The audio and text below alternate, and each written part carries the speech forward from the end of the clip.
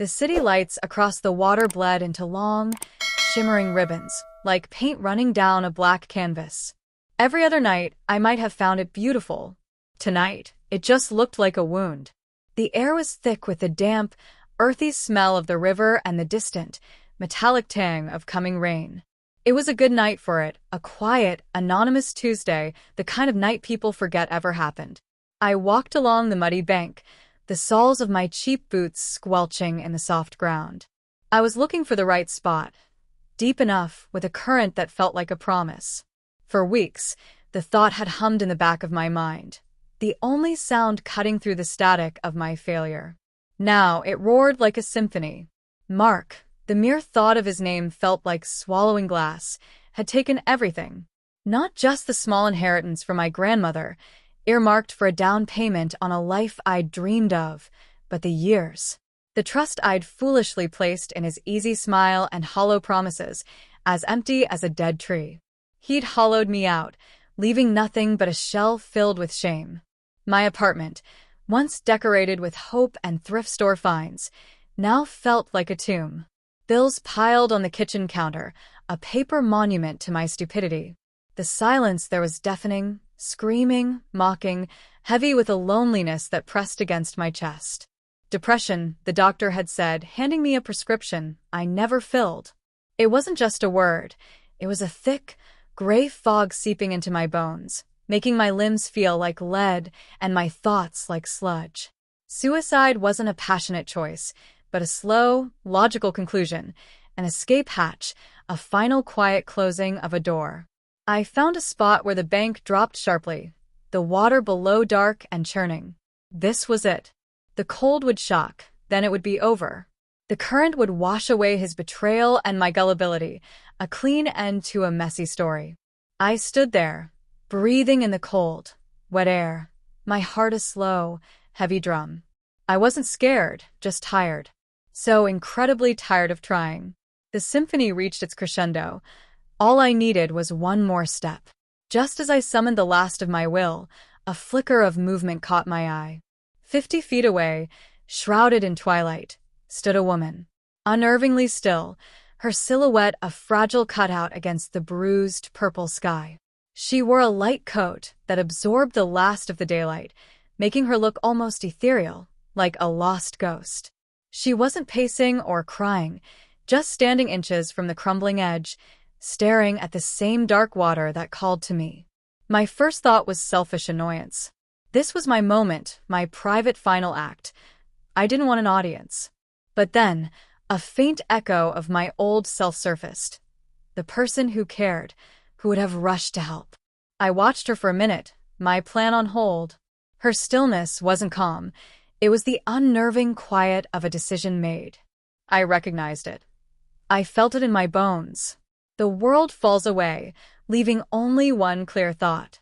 A cold dread, separate from my own, trickled down my spine. What if she was here for the same reason? Had someone hollowed her out too? The thought propelled me forward before I could question it. My feet, once rooted in despair, moved toward her. The woman who'd come to die was now running to stop someone else. Don't do it. The words tore from my throat, raw and breathless. I stumbled to a stop a few feet away, hands raised as if to halt her.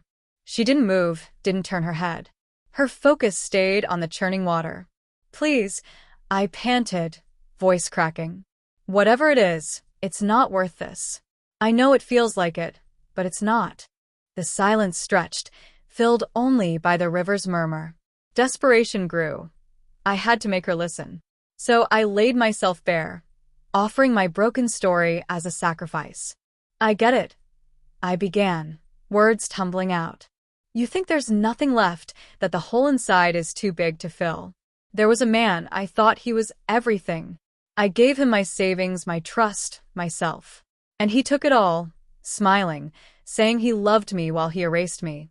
He left me with debt, and this crushing weight.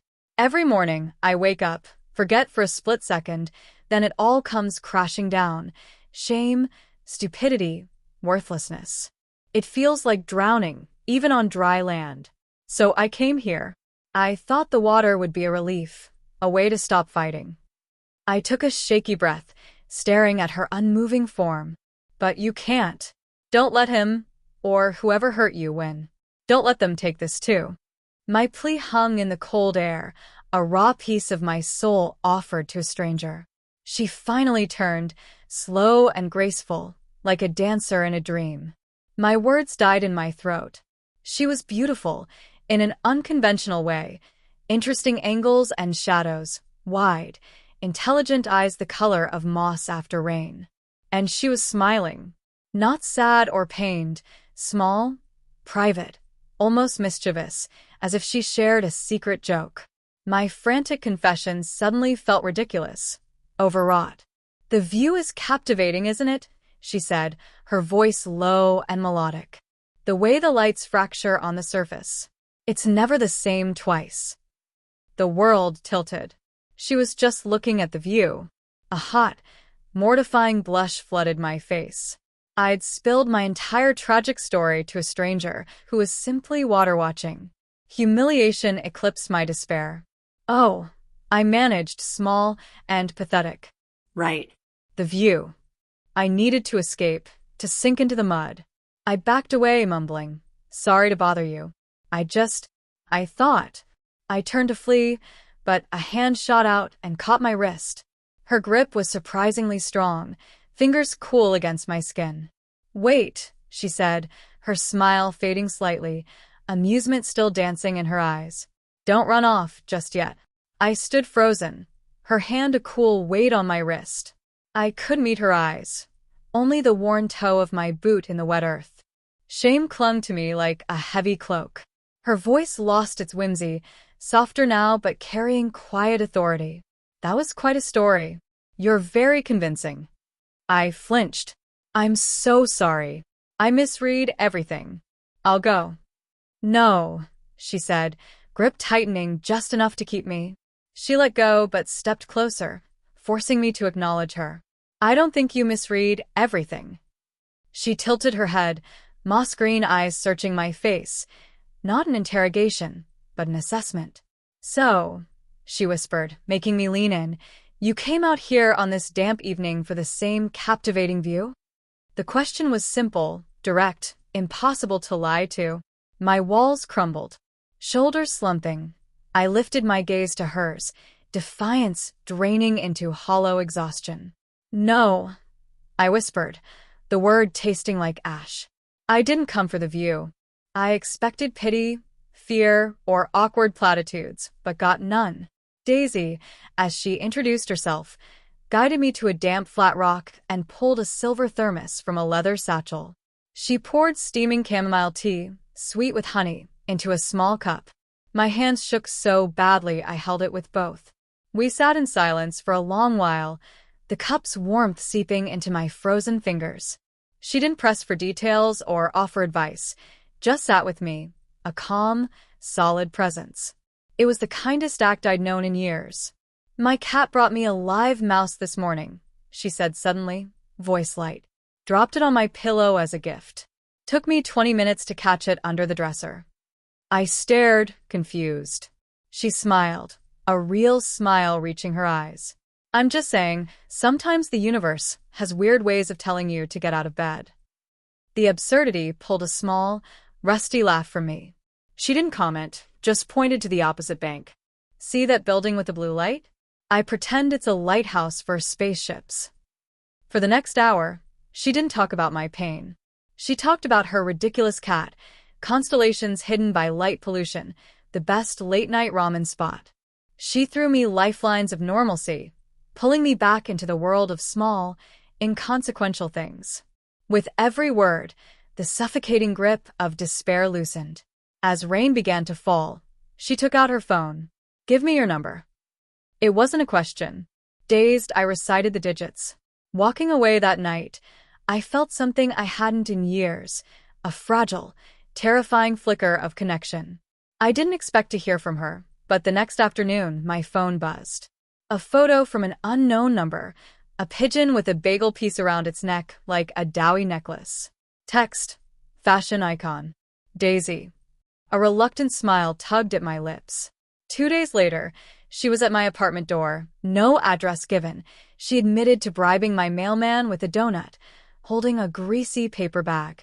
"Fries are getting cold," she said, breezing in. She ignored the closed blinds and neglect, opening the blinds to let sunlight stream in, illuminating dust motes. Her presence was a gentle intrusion, like light through cracks in a boarded window.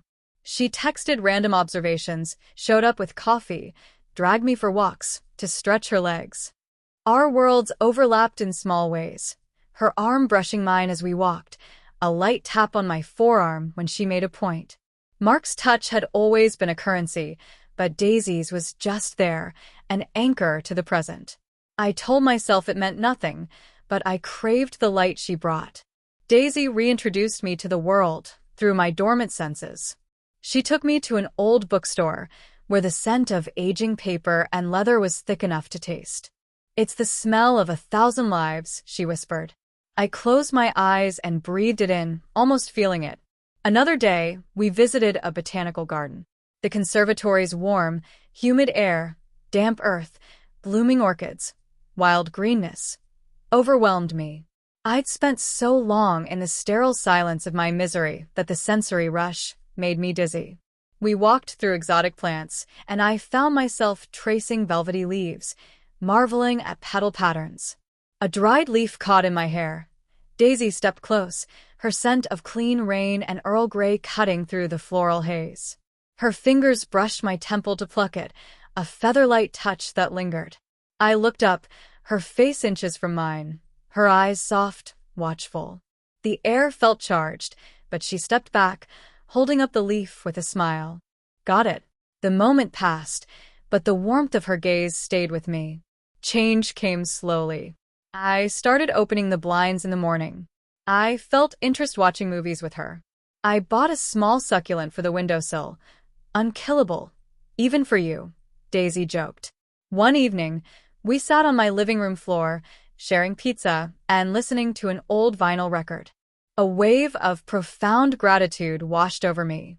"Daisy," I said, voice thick, "thank you.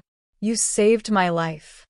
She put down her pizza and shifted closer. "Maybe we saved each other," she whispered. Then she leaned in, slow, deliberate, giving me space to pull away. But I couldn't.